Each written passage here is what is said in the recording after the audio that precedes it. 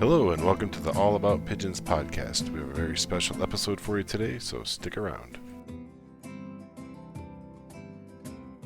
Today we have with us Frank McLaughlin of McLaughlin Lofts. He's also the owner of bestpigeons.com.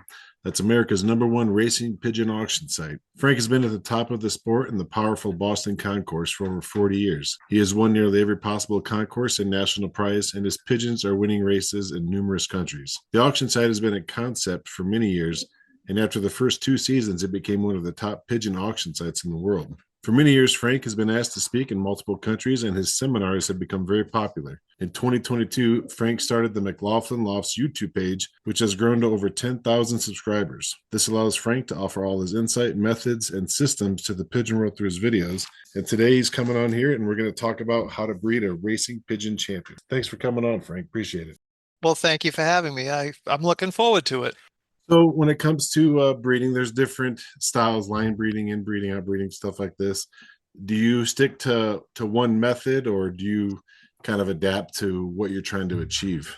Well, I think when we all first started the sport and going back to ninth grade biology, everybody was under the impression to inbreed, line breed, and then outcross for this, supposed hybrid vigor. And after, breeding now, I started in 1974 and watching the best, pigeon fancies in the world and watching the best pigeons in the world develop. I found that you're better off just breeding for performance. What I see is the greatest breeding pigeons in the world, the pigeons that change the sport. Birds we'll talk about for, 20, 30, 40 years are all total crosses. None of them are inbred pigeons. They're all crosses. And there are some great inbred or line bred breeders, but the real superstars, both racers and breeders, have been, bred from unrelated birds, maybe unrelated birds that were also unrelated. It wasn't like they were inbred or line bred before they were crossed. So my secret, and I advocate to everyone starting out, is you want to pack as many superstar unrelated pigeons in the pedigree as possible. So if you can have all the grandparents of your breeding stock be big winners, big unrelated winners, your odds of continuing in breeding winners is really increased. And most of the big Europeans have seen and found the same as me. They cross the best. They may have a line, birds that are related to a certain pigeon, but you're always trying to bring in something and make them better. And with performance animals like pigeons, crossing is the way to go. I mean, if we were breeding for strictly body type or show or color or anything like that, sure, you could do a lot of inbreeding and line breeding, but performance, I found that the inbreeding and line breeding has been fairly useless for the racing pigeons. And so that's more like winners to winners over pedigree. Yes, yeah, pretty much. Yeah, the best performing pigeons to the best performing pigeons. If you have really good birds and you bring in a child of somebody else's superstar and cross it into your birds, and if the birds do well, then you keep going from there. But most of the top, most successful fanciers in the world, really all of them, are constantly crossing in. A lot of them can afford to buy the champion, but most of us, you can get like a child of the star pigeon and then, try that. The actual champions can be very expensive now in the racing pigeon world, extremely expensive. That's right. It used to come off as the poor man's horse racing, but I think horse racing is probably cheaper now.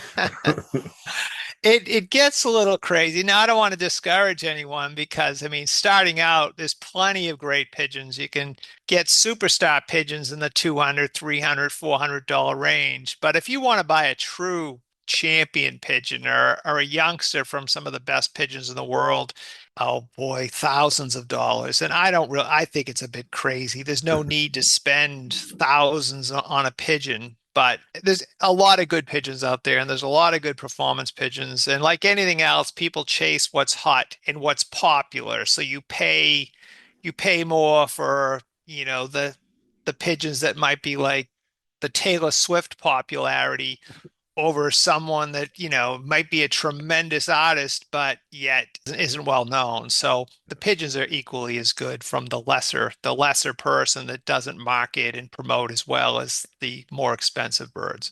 One thing I've heard too is people who breed good racing pigeons, it's more about a stock sense, right? Like knowing which birds are going to make that good flyer. It's funny you say that because most of the people that have come into racing pigeons, they usually have started with other animals, whether it be dogs or fish or, horses, even any animals in general. So if you have a stock sense, if you're good with another type of animal, you'll probably do well with pigeons. And yeah, some people have a stock sense. Like I mean, I'm not blowing my own horn, but I've always been able to like look at a pigeon and almost like read the way it's thinking or see its qualities where others can't recognize, or touch a pigeon and feel a vitality that most can't recognize in the feather quality, a muscle type. And I think part of it is because I've been doing it since I was like, well, I got my first pigeons probably 8 years old.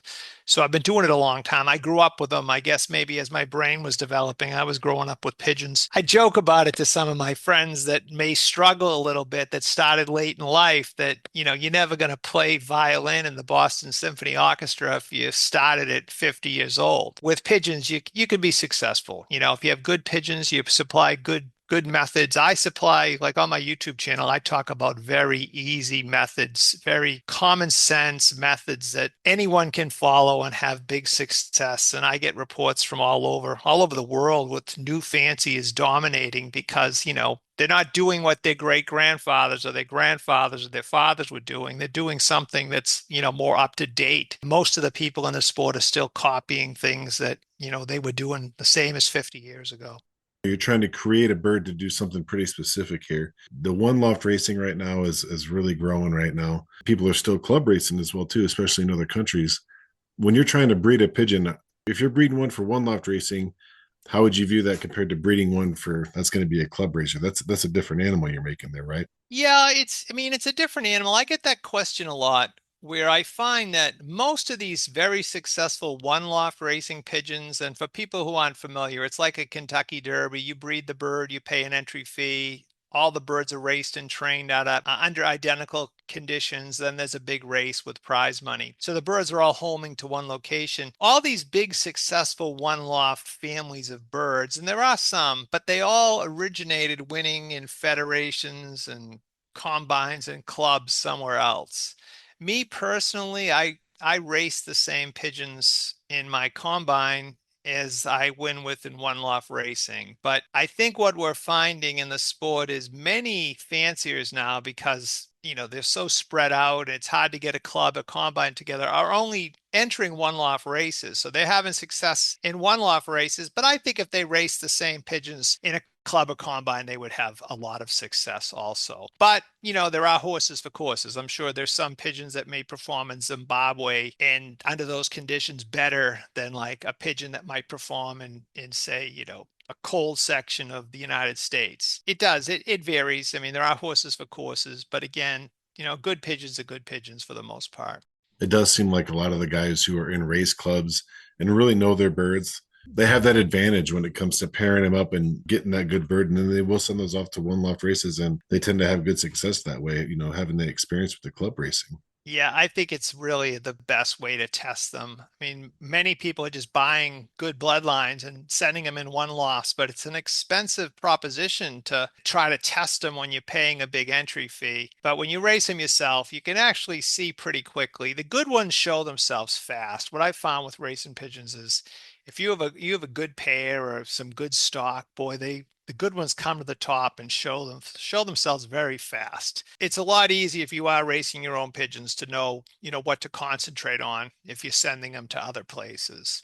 Let's get into a little bit of loft management here. When you're not breeding and you are racing, are you separating your hens and your cocks? And is that for breeding purposes or for racing purposes, either way? Yeah, my birds are separated off season. I don't want them to keep pairing or laying, but I do breed. I pair the birds usually in January and I'll let them breed right up until September. So they breed a long breeding season. And if I separated them, say earlier in the year, May, June, the hens would probably still mate up and continue to lay eggs. So I let my birds breed a long breeding season. My racers, I don't pair before the season. I'll let them pair and raise a baby after the racing season, just as a reward, just to calm them down, just so it's more natural. I mean, they can't go season after season without breeding. It's better to let them breed after the season. So my race team is separated from, say, August, right through, well, I keep them separated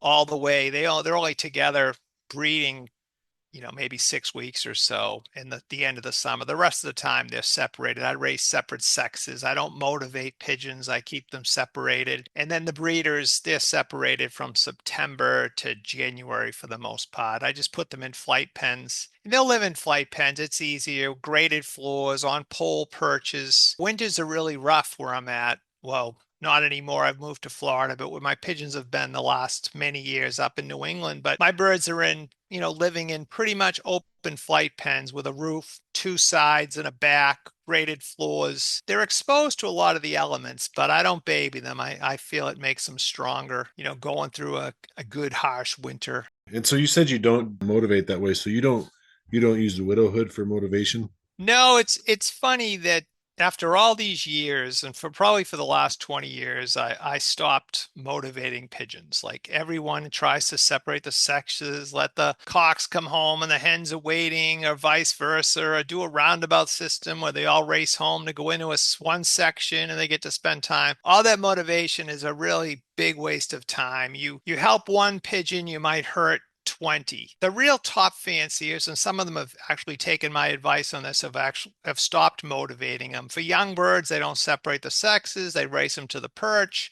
Whatever happens, happens. Their results are super. With me, with the old birds, I race them celibate, it would say. My hens race to the perch. The boys race to the perch. Occasionally they mix and I just separate them up, but there's no such thing as like motivation going on. And my birds have dominated for years racing like that. So they race for the love of home. They race for home. They race for their perch. They just want to be home. And the good ones tend to want to race to the front. And when you have them in super health and condition and their body weight is perfect, boy, they make great speed. So they can fly away from the others. I'm not sure if it's the same in pigeons as it is in racehorses, but my cousin, who's a racehorse trainer in Kentucky, tells me that the great racehorses don't like another horse to get in front of them. They like to stay in front of the other horses. So it's almost like a drive for the great ones to be in the front of the pack. So maybe there's something with pigeons also, but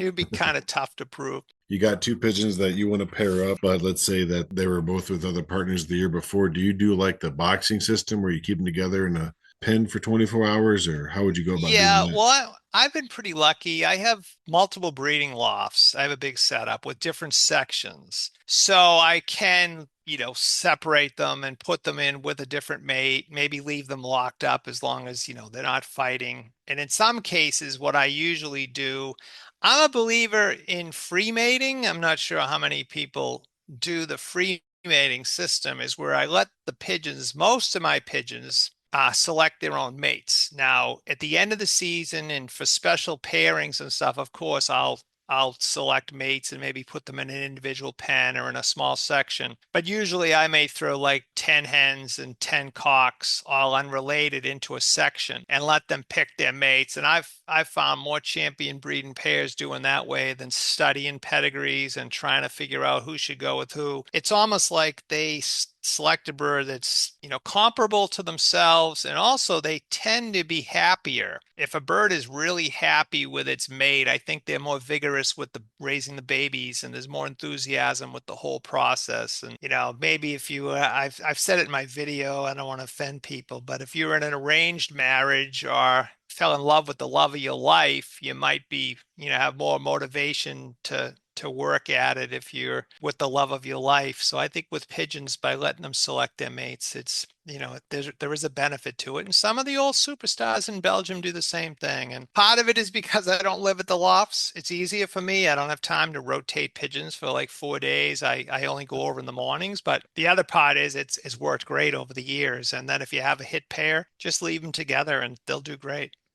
That makes sense. I mean, especially if all your pigeons are of comparable quality in your loft, you don't have a couple, ferals or whatever running around in there. You got to worry about them pairing up with. If they're all pretty decent pigeons, you don't have too much to risk right there. The odds of something good coming out. That's a really good point. Like if you wouldn't like I've said to people, if you wouldn't like enter their baby in the biggest race in the country, you probably shouldn't be breeding from the pigeon anyways. Like I try to, everything I have, I'm thinking, oh, this could breed the next great champion. So yeah, that's a good point. I mean, if you have a good group, solid group of pigeons with excellent genetics, let them pick their mates. You'd be pleasantly surprised. They'll do a better job than you will. What kind of feed program do you go on when breeding season kicks in? Well, up until breeding season, which, some of the grain dealers may hate me, but in off season, say after the body molt is finished, they could be molting wing feathers, but after the body molt is finished, I'll switch the birds on to just whole corn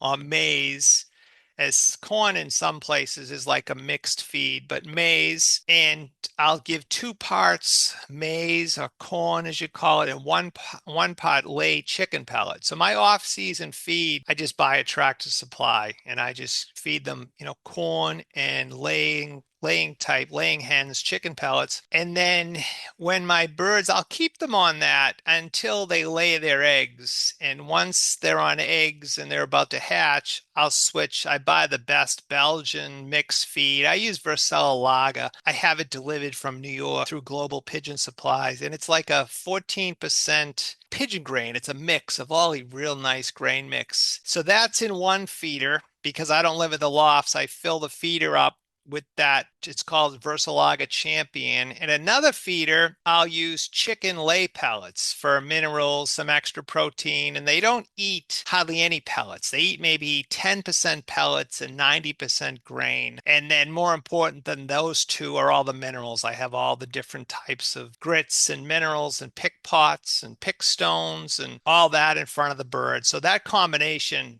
throughout the breeding season. The birds don't break down, and I raise just positively beautiful babies. Are you mixing the grit in with the food, or do you keep that in a separate container? No, I keep everything in separate containers. I let them take free choice, whatever they want. They tend to know what they need. There's a pink mineral. It's the natural product. It's made, the company is natural, and it's a pink vitamineral. So if I was only going to use one mineral, I would use that pink vitamineral made by Natural. It's the best on the market. The other would be, the grit in redstone. I buy the Belgian grits, and they're all little pebbles. It's not ground granite. The ground granite scares me. I mean, it's all sharp edges, and when a bird is looking for grit, it wants little round stones. And my father was a hunter, and if you open the gizzard up of like a pheasant or something, it was all full of little round stones, not sharp, jagged, crushed granite stones like it's most of the commercial grit, the American grit is made of. I think that causes a lot of issues, a lot of irritation, maybe health problems. So I buy the Vercel Lager grit with redstone. And then if you can get that and feed the Vitamineral by Natural, it's a pink Vitamineral, your birds pretty much, have what they need. Do you vaccinate the birds in your loft? Yeah, I don't flock treat ever with antibiotics. I haven't used any antibiotics in a flock treatment since 2013. I do vaccinate for everything. I vaccinate before breeding season.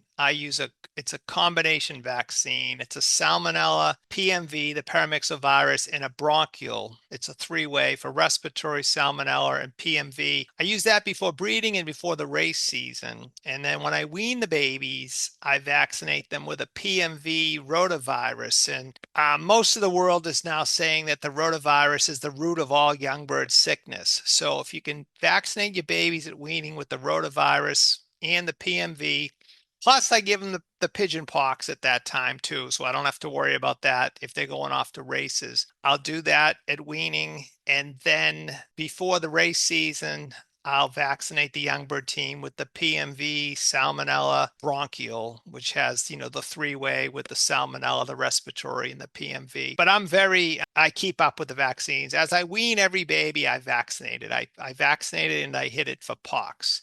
So I stay ahead of it. PMV is pretty scary. I know there's some lofts that still don't vaccinate for paramyxovirus, but one fancier will have it and you'll bring it home with your clothes on your clothes and you'll get wiped out. It's so deadly. I fear it so much. So I always stay ahead of the PMV vaccines. That's really good to know about the young bird syndrome, though. That's always just been kind of a mystery. So it turns out it's coming out to be the rotavirus, huh? Yeah, the biggest vets in Belgium and in the world now have all come to the conclusion with all the testing that the rotavirus is the root of all evils. Like it opens the door for all these different problems. So the birds vaccinated at weaning with the rotavirus have a lot less incidence of young bird sickness. So if anybody out there is listening, I would start there. PMV rotavirus, first vaccine of their life, and you'll be, pretty far ahead of the game. I know you open loft breed with that, but when you do come to pair them up, what kind of genetic markers like eye sign or even wings and stuff like this, feather quality, are you looking at anything like that? Yeah, I mean, my pigeons, when going back to when I was a kid, I fell in love with a pigeon. Man in Boston owned the bird, and I fell in love with the bird. And he was a dark checker with a single white flight, and he had a big wattle, and he was just special. So I saw the bird about a year before my father bought the bird, and my father said, "We'll wait right until before Christmas, and then we'll offer him $100. Maybe he'll sell the bird." So this was in 1977, before Christmas of 77. My father offered him 100. He sold the bird, and then my fortunes changed. I turned 16 the following year, and that bird's children, grandchildren, they won everything in sight. Now, the difference with his babies were they had super feather quality. I mean, amazing, soft, silky feather. Like you just touch them. They were so different with the feather. And they never gained an ounce of weight. They felt weightless. They had meat on them, but they handled corky, almost like an empty Coke can. They were just so light and buoyant. So then, because of him, I won with his children, his grandchildren, and so on. I started selecting as a kid pigeons for that type. Super, super feather and super lightweight. And boy, it makes the game a lot easier. So my pigeons in general have great feather and are very corky. They handle like they're ready for a race even in the wintertime. And when you're training birds or you send them out to places for one-off racing, it's so much easier to condition pigeons like that. It makes the game so much better if you select the right bird. So my birds, what they all have in common is great feather quality, super buoyancy. I mean, they have rich, strong eyes, but I'm not so much into the eyes like I may have been, 40 years ago. I've seen every imaginable eye breed superstars, and nobody can look in a pigeon's eye and pick a champion. But if I have a choice between a richly colored eye with a lot of vibrant colors, of course, always pick the bird with the more richly colored eye over a washed out light eye with light colors. It's just health and vitality and quality. The richer eye is probably a higher quality pigeon. What about age of the birds? Is there a certain age when even if a pigeon is still breeding, where you just kind of retire it out of the breeding loft because it might be getting too old? If they're really great, I mean, I've had hens breed big winners at 10 and 11 years old, even the boys, into their teens. So I think if they're great, I would keep breeding them. If they're, pretty good, I always tend to look for younger breeders after 6 or 7 years. Sometimes I'll even sell some top breeding pigeons because I'm just going to move on from them and try something younger. But the real superstars can breed excellent babies for a long time. And I've been a big advocate of if you're breeding from, say, a 10-year-old hen, 11-year-old hen, put her on the male should be a much younger bird. So he can offer more vitality for feeding the babies and all that. But when you're dealing with older pigeons, especially older hens, they've been exposed to everything in their lifetime. They've seen every disease, every parasite, you name it. So when they pass that immunity in the egg and in the milk, that baby is going to be at a bit of an advantage because the parent has so many different exposures to things over its lifetime. So I think in some cases, the older pigeons will pass a really good immune system to a baby over a year-old pigeon that's never been exposed to a thing in its life. So, it all plays a part. And, we're guessing with some of it, but I will breed from some older pigeons. I'm trying to think what I have right now. Probably my oldest will be about 10. Since I was moving to Florida, I sold a lot of my older breeders because I just thought of, the thought of moving them to a new place, and it might be easy to sell them and start with younger birds. But if they're good, keep them, keep breeding them, and hopefully they'll breed good right into their teens. You see a lot of people asking you questions. What do you think the most common mistake people are making when it comes to trying to breed a good racing pigeon? See, I think I used to say when I was a kid and all through the years, you win your races and you breed your superstars by the care you give the pigeons.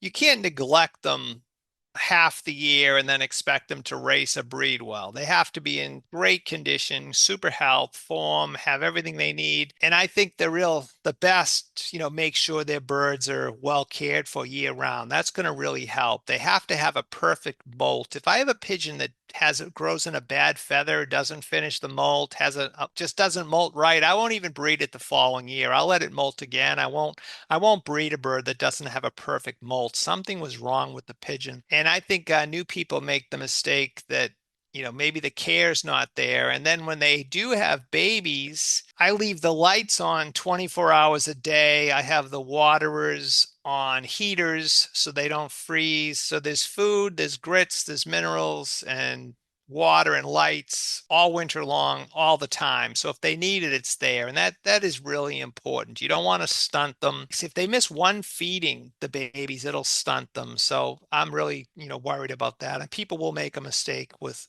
that. They'll miss a feeding, or they'll feed them in the mornings and not get back that evening when they're raising babies. So it's better to have feeders in the sections with feed in them, and you won't have to stress about it. But that's a mistake fanciers make, is they get distracted, and they'll miss a feed, or maybe not care for the birds as well as they should over a short period of time, and it does set the pigeons back. Yeah, well, that's great advice. Well, we're coming up against the clock here. Kind of like we were talking about earlier. If you guys start off with good pigeons and you only got good pigeons in your loft, then a lot of the trials and everything will be a lot easier for you. And you can check out his website at Best Pigeons, that's plural with an S, bestpigeons.com. That's an auction site for some of the best racing pigeons you can get. His website is at McLaughlinLofts.com. And you can just search McLaughlin Lofts on YouTube. Frank has a ton of videos out there covering all kinds of different aspects. So check that out for more information there. But thanks for coming on, Frank, and talking with us today.